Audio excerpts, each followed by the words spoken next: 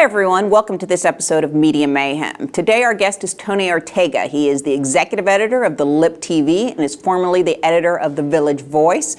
He's written about Scientology since 1995, and in May of 2015, he released a book about Scientology's harassment of journalist Paulette Cooper entitled The Unbreakable Miss Lovely. He is also one of the stars of the award-winning documentary Going Clear by director Alex Gibney and author and producer Lawrence Wright. And today, we're going to be discussing Going Clear, as well as all things Scientology, especially the recent suicide of Jim Carrey's girlfriend. And I want to welcome you to the show, Tony. It's always great to be on your show, Allison. Well, you've been breaking a lot of news this week and some last week about the death of Jim Carrey's girlfriend. Her name is Catrona. Is that right? How do you say her name? I think her family in Ireland says Cathronia. Cathronia. But her friends in California generally call her Cat. Well, Cathronia White, or Cat, who took her own life last week, and she had been a Scientologist, and according to some of your reporting or involvement in in Scientology, had become an issue in her relationship with Jim Carrey. Why don't you tell me a little bit about her suicide and the events that have transpired since this poor young woman took her own life? Yeah, I got this tip originally last week from one of my best sources who asked me if I realized that this woman who had just made the news was a Scientologist. I didn't know that. And so I got some really good sources on this. Kat is from Ireland. She came over to the United States in 2009, and she got involved with a clique of young Scientologists who are, in Hollywood trying to make it. And she was also trying to make it in the entertainment industry. She did a small amount of acting. She also did makeup work.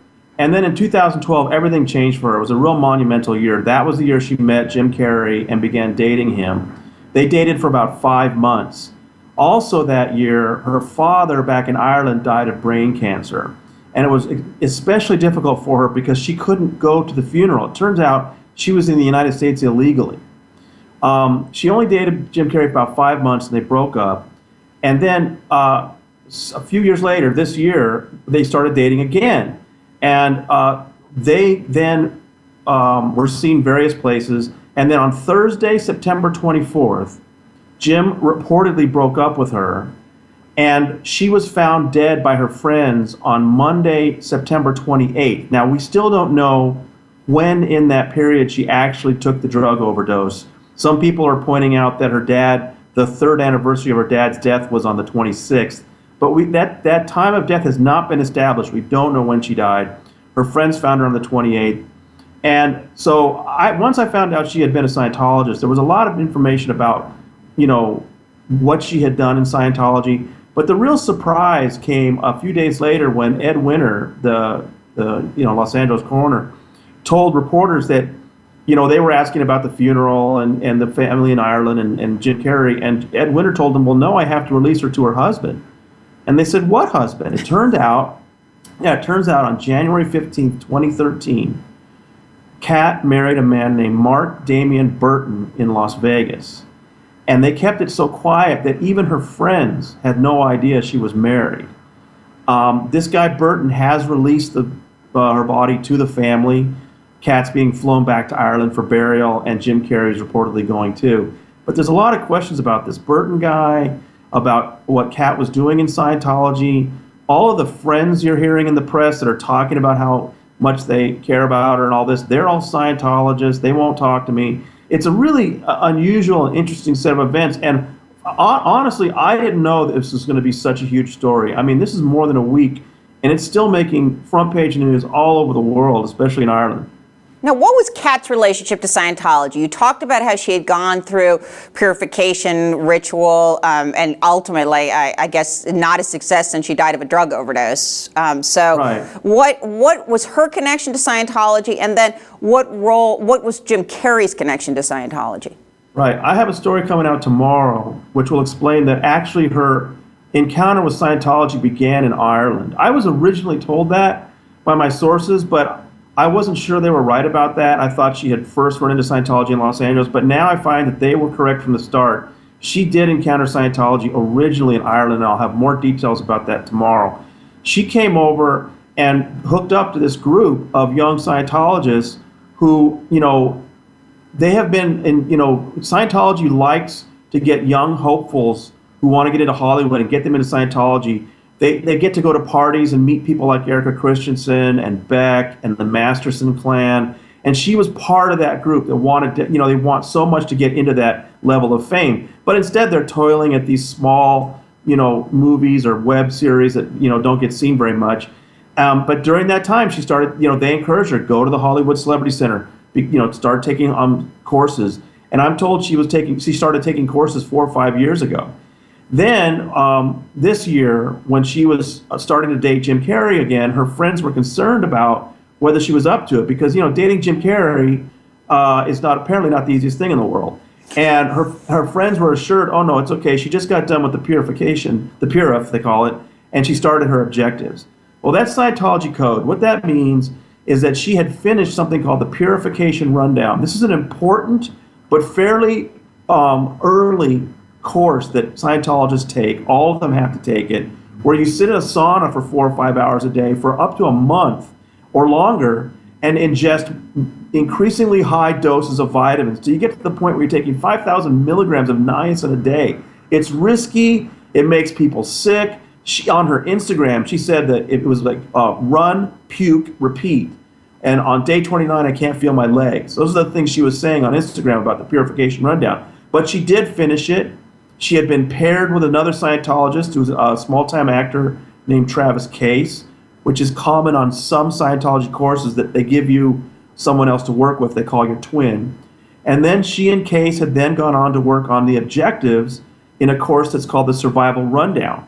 And in recent years, Scientology leader David Miscavige has put huge emphasis on these two courses and another one called Student Hat. And he's asking all Scientologists to do them, even if it means redoing them. And in the case of Travis Case, he was redoing the purification. And I really believe Miscavige is putting emphasis on these lower level courses because they have no higher level courses to offer them. Since L. Ron Hubbard died in 1986, there's no higher levels that they can go to. So it's almost like the analogy I use is that David Miscavige has asked a lot of people with master's degrees and doctorates to go back and repeat kindergarten, first and second grade and pay a lot of money for it. And they're doing it. And so I think for Kat, this was probably her first time through these courses, but they're like I said, a big emphasis is put on them. So what happens in the Survival Rundown, these objectives? I don't know if you saw The Master, Allison. Do you remember that scene where Philip Seymour Hoffman is having Joaquin Phoenix walk back and forth between a window and then a wall? Yes. And he's touching him. Yes. Touch the window, touch the wall. Yeah. And to the point where Joaquin and Phoenix basically has a breakdown. That's the objectives. And Scientologists will tell you that the point of it, and they have you touch things, they have you pick up a bottle, pick up a book, and over hundreds of hours. And Scientologists will tell you the point is to put you in present time. What that means is, you're not thinking of the past, you're only thinking about the now, kind of a new age thing. And that's fine, but it's kind of grueling and sometimes even brutal. And I've had numerous Scientologists tell me that it's really not good for your mental health. And so, yeah. Along with a lot of their other things, yeah. She was reportedly doing that, earlier this year, and then had stalled on it in the last few months of her life. I don't know why. I don't know if she was struggling with it or not. I'd love to ask Travis Case, her twin, but he's not talking.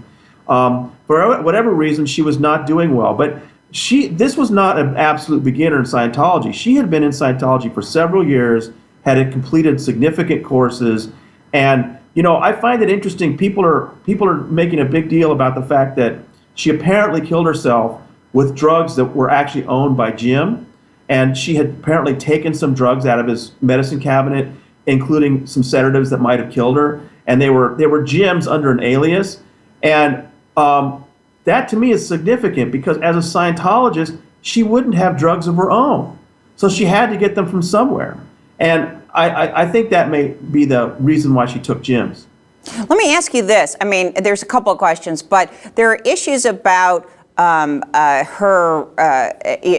actually about how much Jim Carrey was involved with Scientology, and that years ago, and you actually did, some reporting on this. She says that they were interested in Jim Carrey. It was overt. In 2001, Scientology, and I'm reading from your site, launched a major effort to get him, fueled by news that Carrey was thinking of trying the purification rundown that we just discussed. However, he had, been taking psych drugs, not psychotics, but psych drugs, because he had some psychological issues and clearly had been prescribed and didn't want to stop taking them. So how did that play out in terms of what is his interest? Although, he's been on tape, and you actually showed a snippet of that on your site, making fun of Scientology, just kind of mild, though. So let me just ask you about that. Well, yeah, that was virtually the first question I asked my first sources on this story, who knew Kat personally very well, and were the ones that tell me she'd been a Scientologist. And I said, well, you're telling me that she started in Scientology in 2009, 2010, somewhere around there. She didn't start dating Jim Carrey until 2012. Are you telling me that Jim Carrey knew that he was starting a relationship with a Scientologist? And they said yes. And I found that really interesting because, as you said, I found some tape of Jim Carrey making fun of Scientology. But that was in the 90s, and it made me wonder if his attitude had changed. Then I talked to Claire Headley, who was once a top executive in Scientology at their very secret international base out in Hemet, and she told me that not only Scientology, of course, Scientology targets some of these celebrities, right? They want them in because they get enormous value out of people like Tom Cruise and John Travolta being part of Scientology. So they're always trying to find other celebrities. And she told me that in 2001 they made a major effort to get Jim Carrey in because he actually was thinking about it. I was surprised by that. Especially given how well publicized his mental health issues have been. She told me that Shelley Miscavige, who at that time, Shelley Miscavige is married to Dave Miscavige, who runs Scientology. Shelley was a top executive in her own right, and Shelley was telling Claire that Jim Carrey did have an interest in the purification rundown, but the problem was he was taking an antidepressant. Right? He was taking Prozac, which he himself admitted a few years later. He went on 60 Minutes and said that he had weaned himself off of it because he just didn't want to take it anymore. So I think between the 90s, when he made fun of Scientology, and 2001, his attitude had changed enough that he was thinking about trying out Scientology. And so, that's all Scientology needs to hear. They will move heaven and earth to try to get the guy in. In fact, Claire said Shelley put her on a research project to see if they could find a loophole that would let Jim Carrey continue to take his drugs while he was on that sauna regimen. But apparently they could never figure that out, and he didn't join at that time.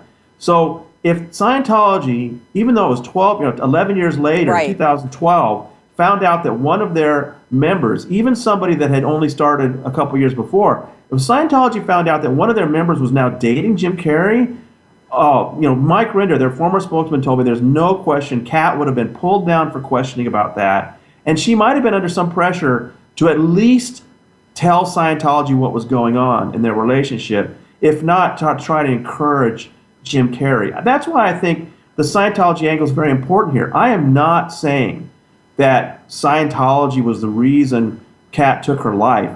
What I am saying is that, we've heard that she battled depression, just like Jim has. And if you're battling depression, the last thing you want to be involved in is something like Scientology, which denies which demonizes the psychiatric industry. She would have been encouraged not to get counseling for her depression. She would have been told she couldn't take any drugs. And, that all could have added to the pressure she was under. And also, if they were asking her to get information about Jim or to encourage him, all that could have added to the pressure she was under when she, was going through those final months.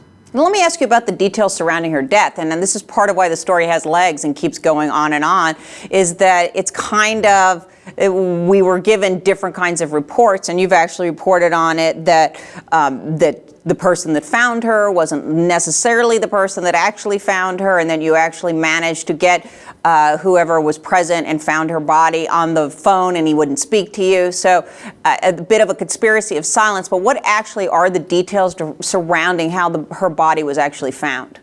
Yeah, it's unusual, and there are questions I'd like answered, but so Jim Carrey reportedly broke up with her on a Thursday, and on Monday evening, her friend Jenny Burpee, who's a lifelong Scientologist and once actually worked in the Sea Org, became concerned that Kat wasn't returning her texts. So she went over to Kat's house with 2 friends and a niece. And she has told the Irish press that it was her friend Den who was the one that actually found the body, and she was grateful because then she and her niece didn't have to see it.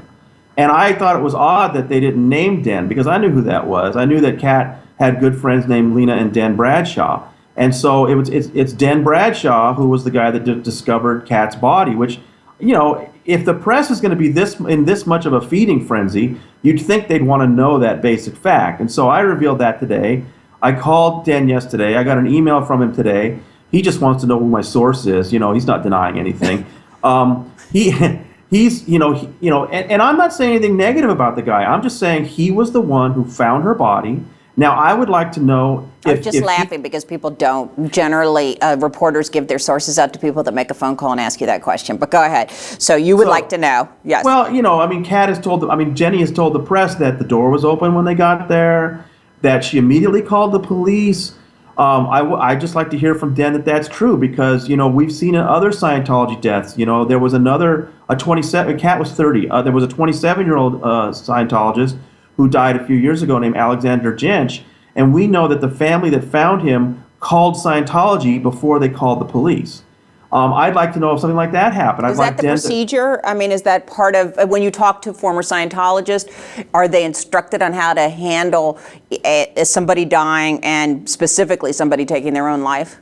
Well, yeah. I mean, it depends on the Scientologist, but somebody that's a lifelong member, they know the drill. They know that you know, Scientology really doesn't want outside eyes know what's going on. And so, yeah, you know, now Jenny may have immediately called the police. I don't know that, you know, anything different, but I'd like to hear it from Den. I mean, that's one of the things I wanted to ask him. The other thing that Jenny has told the press is very unusual is Kat apparently had a pretty sophisticated security system on her house with multiple cameras. And Jenny told the press she went through several days of it to try to figure out what day Kat had killed herself. And I'm just thinking, did the police know this? That the Scientologist friend of Kat went through her security system over several days? When did that happen? I mean, very strange things that I would like. You know, Den Bradshaw's not a Scientologist. I was hoping he might be open to talking about what happened. And so that's why, you know, I called him and wanted to find out about that. I think there's some unusual things here. I don't think there's foul play. I don't think Kat White killed herself because of Scientology. But, you know, once Scientology gets involved in something, things always get weird. Yeah, I mean, and I think it's kind of interesting. Are the police saying simply that it's an ongoing investigation and they can't comment at this time? Well, you know, the LAPD, I mean, they don't even release reports. They just decide which cases to put a press release out on. You know, at least that was the case when I was a reporter out there. I think Ed Winter will eventually release an autopsy report, and that's what I'm looking forward to. I think he's a straight shooter. I think he'll give us the real situation of what happened. And I expect that we'll find that she, you know, took an overdose of sedatives, and, you know, they might not even be able to determine exactly what day it happened. And then it's just a matter of, you know, what were the pressures she was under leading up to that. I'm curious about that, too, because it seemed to me odd that somebody would be dating an actor of the high profile of somebody like Jim Carrey, and Scientology wouldn't be salivating, and that when you say she was under pressure, I would assume she was under ridiculous pressure to bring him in, and that I'm curious why he also would agree. I mean, that comes part and parcel with dating somebody in Scientology, and we've seen the scenario play out with Tom Cruise and Katie Holmes, and also Nicole Kidman, and you've been on the show discussing that. So I'm just curious about how that would actually work in reality in terms of that relationship, and what your sources are saying on that topic. My sources, like I said, were able to help me. I confirmed that she was a Scientologist, who the man was that she married. But they don't have personal knowledge about what pressure she was under. And so I can't, you know, I talked to Mike Rinder, for example, who's a former top guy in the whole church, and he's telling me there's no question she would at least be called down for questioning. Beyond that, we don't know. We can kind of go on history about, you know, what Claire Headley told me about when Claire Headley told me that Jim Carrey, they made a major effort on him in 2001, she said the key reason was that they had a spy on him. somebody was, I mean, Scientology knew that Jim Carrey was on Prozac because one of, some source close to Jim told Scientology that. So it's just the way Scientology works. They're an intelligence gathering operation. They have a spy wing. I don't know how many churches have a spy wing, but Scientology does. It used to be called the Guardian's Office. Now it's called the Office of Special Affairs. And that you mentioned my book. That's what my book is about, is the Guardian's Office back in the 70s was brazenly burglarizing federal offices to steal documents about themselves. 11 top Scientologists went to prison, one of whom was a man named Duke Snyder, who got a 4 or 5 year sentence for conspiracy. Today, he's the CEO of an insurance investigations firm in Glendale, and his stepson is Mark Damian Burton, the man who married Cat White. So I mean, there's just weird Scientology connections all over this thing.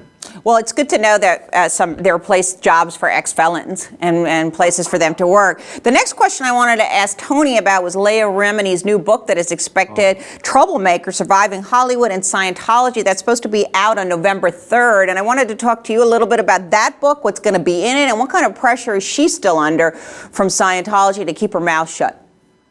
Yeah, I think it's going to be a blockbuster. I mean, I was broke fortunate. the story. You were one of the first person to talk with Leah, and you. I broke the story in 2013, the summer of 2013, that she had left Scientology, and in that very first story, I described what had been the crisis for her. Was that she was at the wedding of Tom Cruise and Katie Holmes in 2006 when she noticed that David Miscavige, the leader of the church and Tom's best man, was there without his wife, and he was kind of canoodling with his assistant.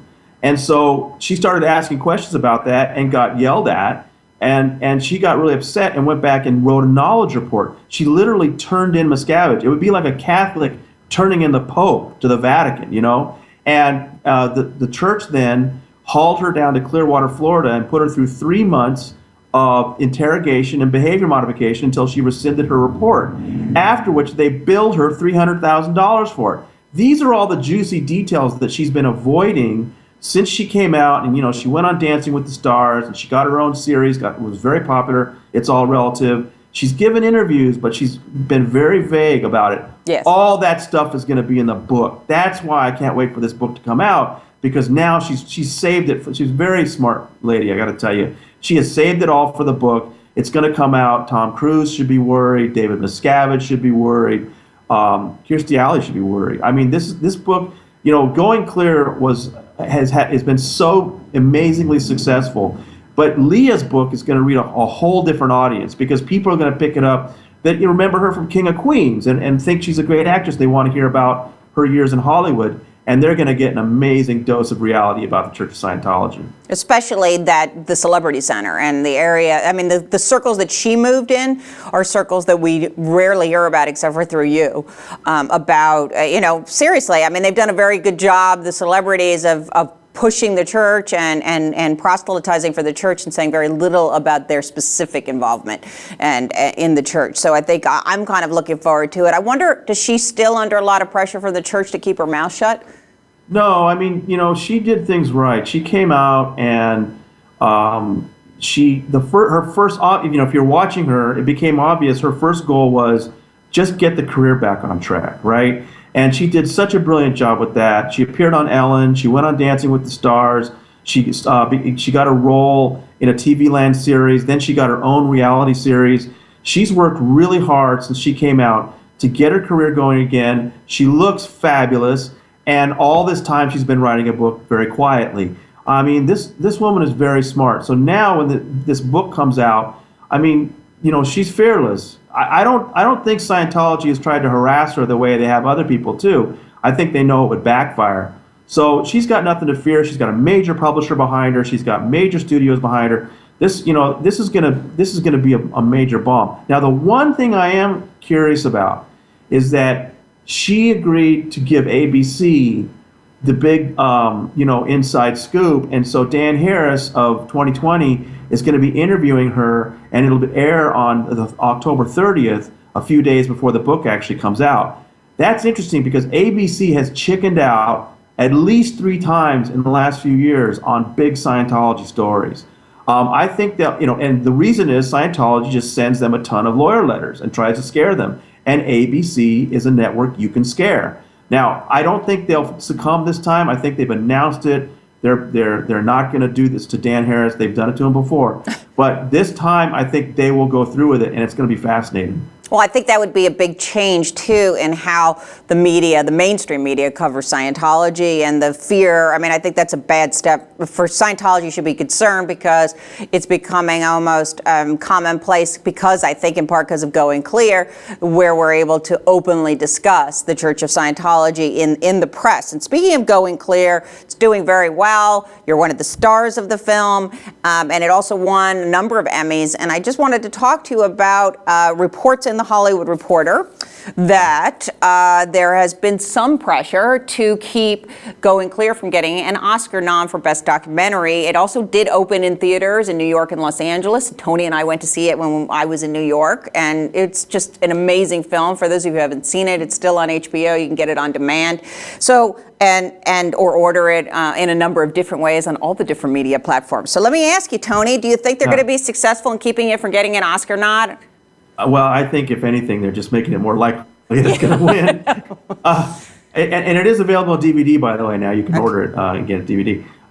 Merry Christmas! Everybody should get it on DVD. Yeah. Hollywood Reporter did a really nice job on this story. Alex Gibney, I don't know, 2 weeks ago or something, had put out a tweet saying that there was a guy named Joe Taglieri, and he was warning people that he was actually working for Freedom Magazine, so watch out. And so now Hollywood Reporter followed that up and found that, yes, there are specific people who are important in the Oscar documentary division in deciding on the nominations.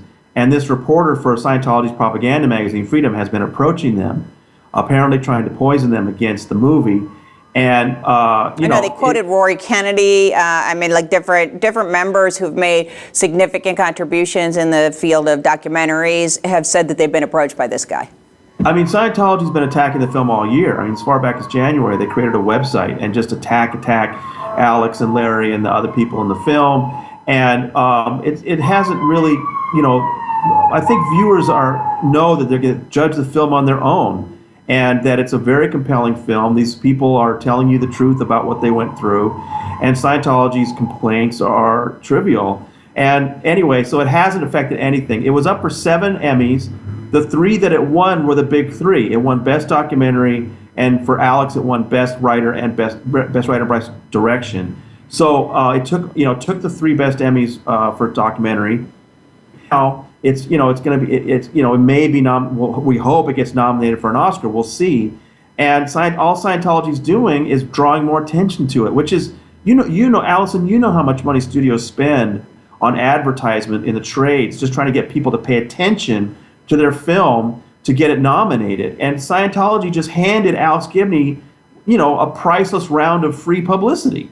I think to some extent that's true. The Academy does tend to be risk averse and to go a bit more mainstream, but I think this is yet another sign that being able to speak openly about what does happen in Scientology has changed. I mean, the ability of the media in all different forms. So, I actually think it is going to get a nod, and I don't think that I agree with you. I think that in this instance, again, all publicity is good publicity, and especially in the documentary world, it's difficult to get attention.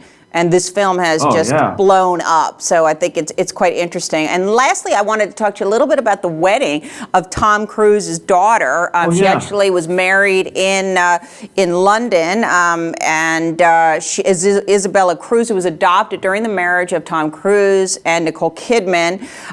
She married her British boyfriend, Max Parker, in a Scientology ceremony in London on September 18th. Nicole Kidman was not there, and reportedly Tom Cruise was not present either, but the reports coming from the Daily Mail are that Nicole Kidman was banned, and we've heard reports from the press over the years, and even from Tony and also from some of my own sources, that Nicole Kidman's relationship with her children was strained, to say the least.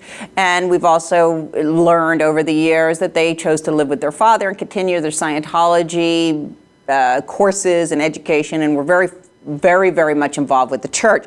So do you think there's any truth to that Nicole was banned, or was this just an issue of, I mean, with neither parent at this ceremony? Apparently Nicole Kidman had dinner the night before.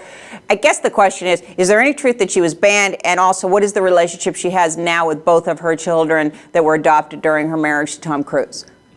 Yeah, the question I've been asked the most is, the way it's funny the way this wedding is being reported in such different ways by different publications.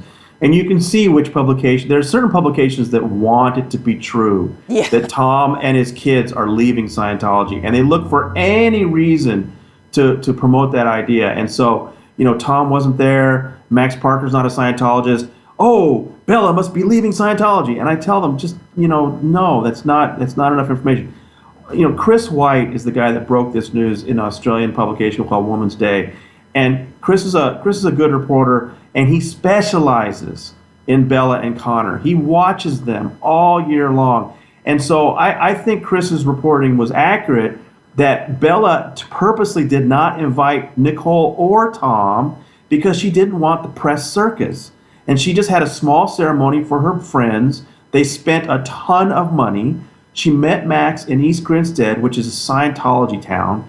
And he's an IT geek that's not a Scientologist, but his best man was Fabiano Calcioli, who's Neil Gaiman's nephew, and is in the most, Neil Gaiman himself has left Scientology, but the rest of his family, the rest of the Gaiman clan, are probably the most hardcore Scientology family in all of England. And this guy was the best man in the wedding. So I don't think, there's no evidence that Bella is leaving Scientology. I would not be surprised if Max himself was taking classes pretty soon, just the way, Tom married women that weren't Scientology, and they all had to take classes. They all ended up taking classes. So I think Bella wanted a small wedding and purposely did not invite either of her parents. I don't think that was a slam on either of them. I think she's got a really good relationship with her father, as far as I can tell, and I think her relationship with Nicole has definitely improved over the last couple of years.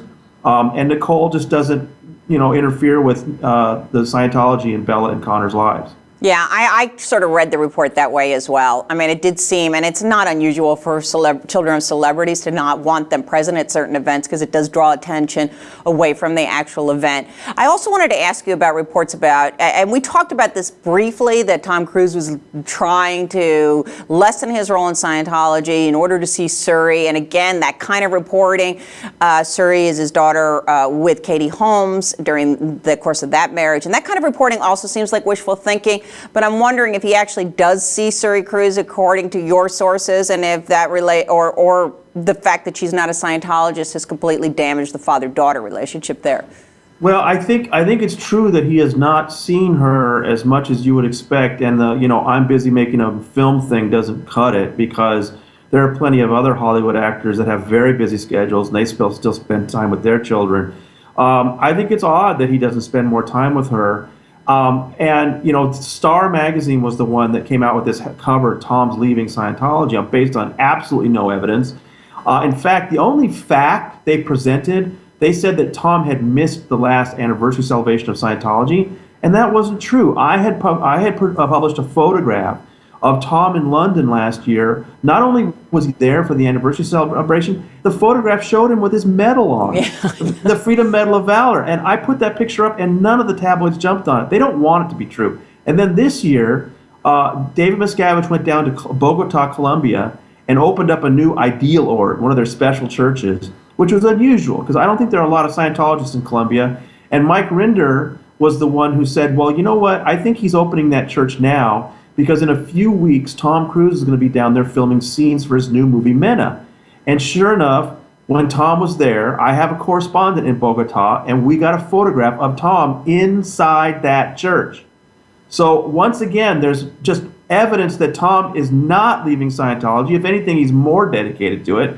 And I don't think either one of his kids are leaving as well. But I know that these publications want that to be true. I think it helps them sell issues. But, a lot of this reporting came out prior to his last movie. And I think there was a lot of attempt to put Scientology sort of quietly in the dark while he did press for that movie. Nobody got to ask him about Going Clear when he was promoting Mission Impossible 5. Nobody. Not even Jon Stewart. And you know, Jon Stewart, it was his last week of shows. And you know, and you're thinking, what has he got to lose if he asks Tom, hey, what about Nazanin Boniadi and Going Clear and all this stuff? And he didn't ask it. I was disappointed. I was as well. I think that that's just, you know, I mean, that's just totally cowed press to get the booking, to ask the questions, to have Tom Cruise on one of your final shows so that he could advertise that. I know. It was kind of just really kind of very cowardly, I thought, too. I was very disappointed as well, although, you know, I mean, Jon Stewart isn't exactly Mr. Hard Question Asker. I mean, it wasn't exactly where I'd expected to face any kind of tough questions, but maybe even a little bit of jokes at Tom's expense, nothing along those lines. So, well, he did crack one little joke that was funny when, you know, everyone, you know, every appearance you have to talk about Tom and his stunts. And so Jon Stewart said, yeah, maybe we could have you jump in a volcano. That, you know, that was very funny, but it just doesn't, you know, replace asking him a straight out question about Scientology. It's a shame. I want to thank you for being on the show. We're out of time. I want to thank you for bringing us up to speed. I'm glad you're keeping us informed. For everybody who wants to know more about what's happening with Scientology, because it's the only place that you're going to see it. Tony gets these reports and this information way before anybody else, which is pretty incredible given, you know, the amount of media that is looking at Scientology and the amount of media that's present all over the world. So if you want to know about it, look at TonyOrtega.org. And I want to thank everybody for joining me, and I want to thank Tony, and we'll see you next time on Media Mayhem.